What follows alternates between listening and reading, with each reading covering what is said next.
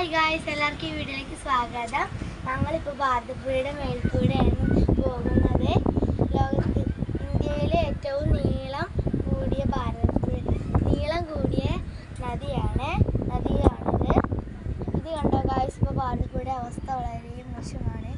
ആകെ വറ്റി വരണ്ട് കിടക്കുകയാണ്.